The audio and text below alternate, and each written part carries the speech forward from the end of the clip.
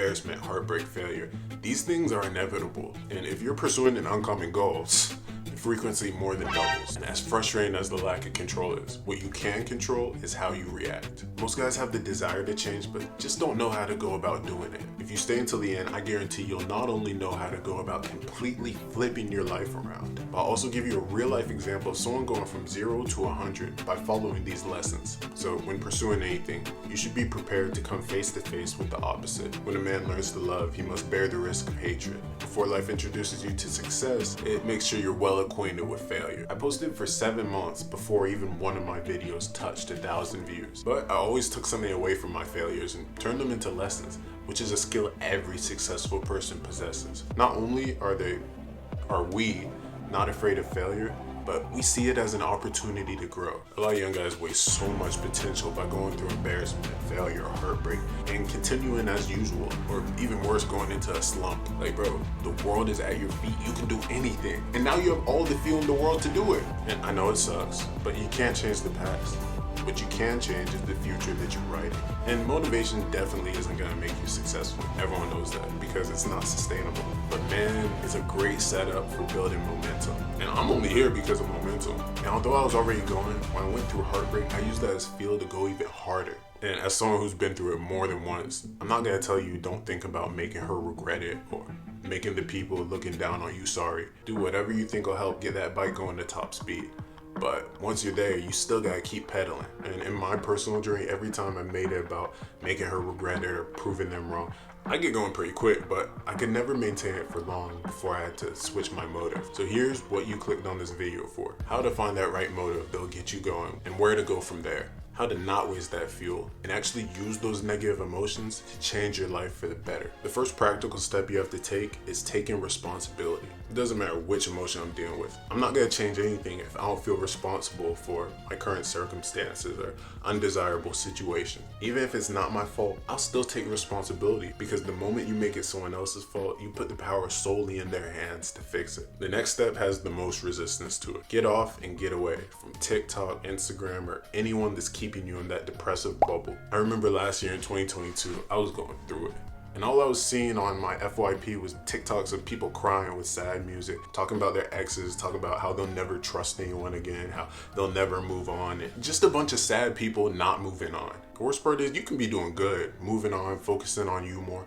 And all it takes is hanging out with that one person or going through that FYP for an hour. And there's no way to stay positive after that. As close as you were to moving on, getting over that failure, embarrassment, they'll drag you right back down to that place. But getting off TikTok and social media is a lot easier than getting away from people in real life. And I'm not telling you to cut anyone off, but hurt people.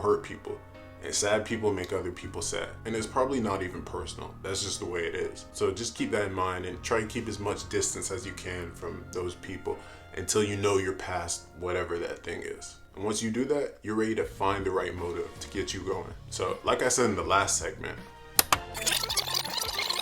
every time I made it about making her regret it or proving them wrong, I get going pretty quick, but I could never maintain it for long before I had to switch my motive to something more sustainable. But finding a new source of motivation can result in a slight loss of momentum. That's why having a good motive from the start is so powerful because you just keep cruising. And that's where I am right now. After my most recent negative experience, I've been on cruise control for almost the last 2 months, making more progress than ever. And that's because I've remained consistent because of two things, my motive and more on that later. But the way I found my motive was taking everyone else out of the equation and asking myself what I really wanted. That first part is hard, taking her out of the equation or everyone else that's hating on you, especially when all you're feeling is bitter. But once I did, I found my answer. I thought I wanted to make her regret it. Maybe I did, but once I took the source of hate out of the equation, what I really wanted was to be someone that's prioritized. Someone that doesn't have to deal with being treated like an option. And maybe I'm wrong, but I don't think the best version of myself that's inspiring millions on this platform is pleasing God, is able to bless random people, my family, subscribers, is driving that M440 convertible in the sapphire black metallic paint. You know I had to get that in, come on now. I don't think he's dealing with those same problems. So my motive became that. becoming the best version of myself that I can be. And now that I've told you all of that, here's what's way more important than that. Wanting to be the best version of myself is a great motive. But like I said earlier, motivation is too inconsistent. And without consistency, you'll never get to where you want to go. Motivation got me going, and it's still useful some days. But what's kept me consistent is being consistent when you know exactly what you want and you're locking in on that, working harder than ever towards it.